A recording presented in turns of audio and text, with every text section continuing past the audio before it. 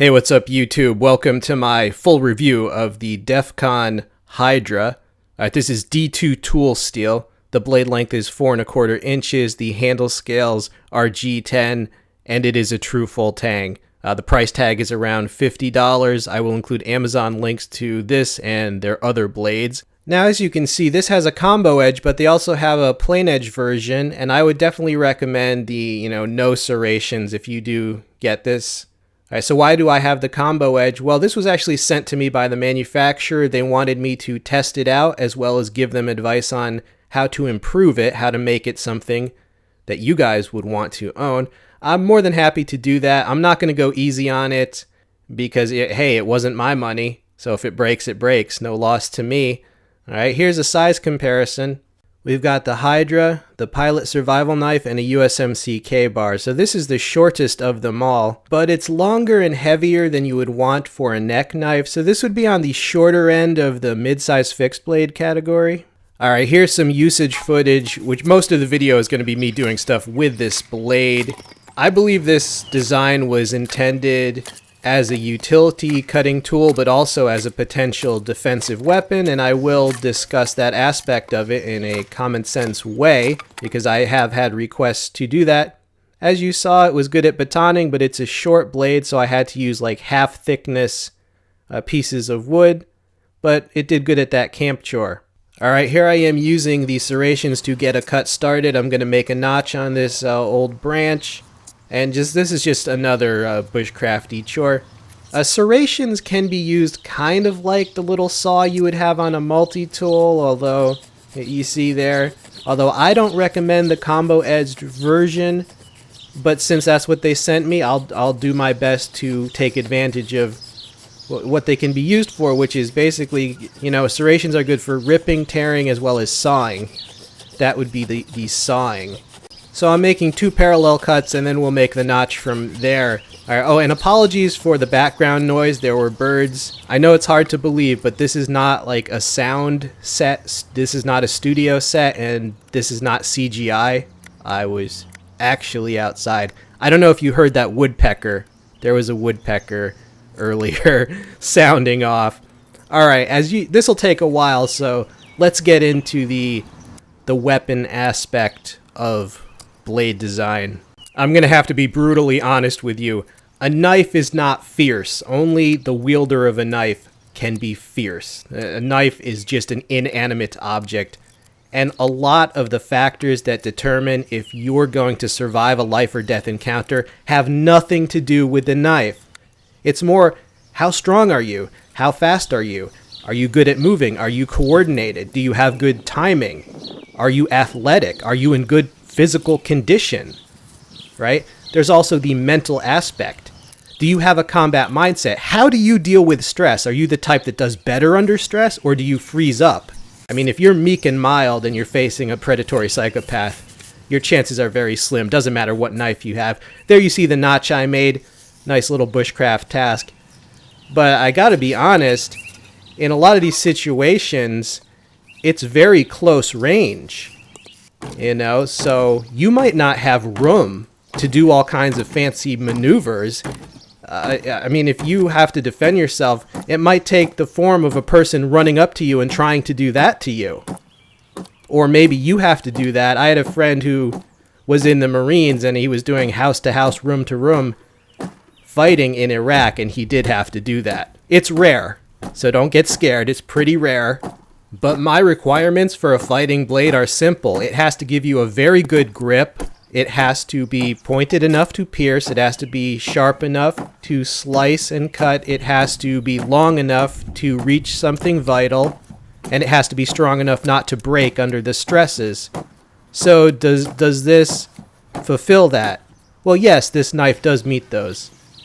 Here is the weight hang test, one of my favorite tests. We're going to do some semi-abusive things to this knife, hanging that slice of wood off the very end of the knife. All right, number 2.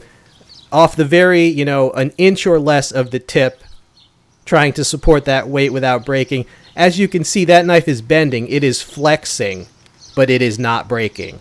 That is ideal. That's what it's supposed to do. It's supposed to flex rather than catastrophically break. And when I say flex, it's not flexing that much, but if you look closely, it is bending a little bit. But it does pass the test because it's pointed, but it's not too pointed. It's not too thin at the tip. Alright, here's just another camp task. I would usually use a small woodworking hatchet to do, this is sped up by the way, to do this type of carving. But if all you had was a knife at your camp, you could carve whatever you need to carve. You know, a little skewer for your barbecue, perhaps. But back to weapon blades, you know, there's certain basic attack forms such as piercing, slashing, close cutting, slitting, gutting, hacking, chopping. And there's certain targets that are more vulnerable than others, which you can find in any biology or anatomy book. So you're matching up attacks to targets. Again, very little to do with the blade. Here's the sheath, other than that the blade has to be long enough and sharp enough. The sheath holds it in securely. You can push off in that spot to free the blade. As you can see, it's just, I believe it's Kydex. It's got that on the back. It's a belt loop. You push that down to open the belt loop, and it also has a switch which can lock it in place. All right, so you push that down, open the belt loop, you put it wherever you want on your belt, and then you slide that switch, which will then prevent it from opening. So that locks it in place.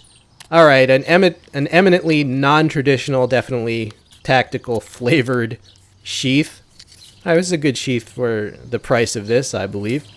All right, more semi-abusive testing. This is just the warm-up, the stump of death that broke that other CRKT knife tip off that I reviewed. Holy crap, we're having a thunderstorm here, by the way. I don't know if you can hear it, but if you hear thunder in the background, that's real. It's not special effects. All right, we're just going to test the tip strength of this thing more by moving it side to side. Like I said, I'm not going to go easy on this blade. And yeah, you would never do this. There would be no reason to do this unless you're just trying to test the strength of it and assure people that it won't break, which is what I am doing. You know, either the wood will break or the steel will. But steel is a lot harder than wood. Yeah, that's true, but hardness doesn't necessarily equal toughness. Ceramic is extremely hard, but it will snap. And if steel is not properly heat treated, it can also snap, even from the wood. So there you see I'm just applying lateral force. I gotta say, this knife is overbuilt in a good way. I mean, when I first got it, I was like, this thing is heavy, it's blocky, it's kind of chunky. But actually using it, I can see the benefits of how strongly this is built. I mean, when you look at the tang, it is thick stock. It's kind of what you would call an end-of-the-world knife. It's well nigh indestructible. Alright, there I am just chopping with it. Again, you would never chop with a knife this short, but viewers have expressed concern about D2. I had some viewers that said, oh, I had a D2 blade and the blade chipped. Alright, well, just to make sure that this isn't a chipper, I am chopping with it just to, you know, reassure people that you can try to use it as an axe and see if it chips. We will see, or you will see. It's sometimes hard to tell from a picture, but having this in hand, I can tell you it has a fairly broad, strong edge, and even though it's pointed, it doesn't taper. Like some knives, especially cheap knives, they'll be pointed, but the tip will be like wafer thin, and it will easily snap. This is not that knife. This has good, strong geometry. All right, here's a close-up of the tip and the edge just to reassure you that no, it did not chip, and the tip did not bend or deform or become blunted. It held up well to the little battery of abuse. All right, some criticism of the knife or improvements I would make. These finger grooves, the first 3 of them fit my hand, and then that last one, you see that protrusion, it pokes right into my last finger there. Yeah, finger grooves, they look cool, but they're not a good idea on most knives because the chances that they will fit a wide variety of hand sizes are slim to none. So one improvement I would make is keep the first finger groove and a sub-hilt, but get rid of all the rest of the finger grooves. And I know they're trying to have you have a positive grip, but it's uncomfortable, so that is an improvement I would make. All right, pointing out the jimping there, I'm going to use that to strike a Firesteel, just in case you want to use this as a camp knife as well. You can use that to strike a Firesteel. It might be a little hard to see because, again, I'm having to use that tiny length of jimping, right, as opposed to just other parts of the spine. But you'll get the idea. All right, nothing says you can't use this as a double duty knife. You could use this as you want an overbuilt camp knife. Might as well. All right, so that jimping was very useful. It didn't take long to start some shavings on fire. Another change I would make, I would just make them all plain edge. No, I wouldn't bother with the combo edge, making a separate version with the combo edge, because the plain edge always sells better because knife people tend to also be into sharpening their knives, and the non-combo edge is just easier to resharpen. And what happens is the plain edge ends up selling out, and then the combo edge will sit on the shelf. So if those had been more plain edge, they would have sold. So I feel you would actually make more money getting rid of that option. All right, so those are what I would suggest as improvements. But final thoughts on this blade. It is overbuilt, it's indestructible, it's not really the easiest thing to carry around compared to, let's say, a Mora knife of the same blade length. You know, it's not fast and light, it's more of a tank, so you got to decide if you want that or not. As I said, it fulfills the basic requirements of a defensive blade, but then again, there's 1,000 different ways you could go with that. Anything from a Commando Dagger to a Karambit to, you know, so even though it could be used for that, does that mean it's what you want? I don't know. I don't know what your training or techniques are. But yeah, I mean, I wouldn't want to get stabbed by it. Let's just leave it at that. All right, and if you want to use it as an overbuilt camp knife, definitely. In the end, this is a fairly specialized design that I cannot say that every single person needs. You know, it's not like an Estwing hatchet, which I would say every homeowner can benefit from a Estwing hatchet. This is more specialized, but well, first of all, it gives you a lot of knife for the price. It's a very strong design. It indicates to me that this company is serious about making real knives as opposed to novelty.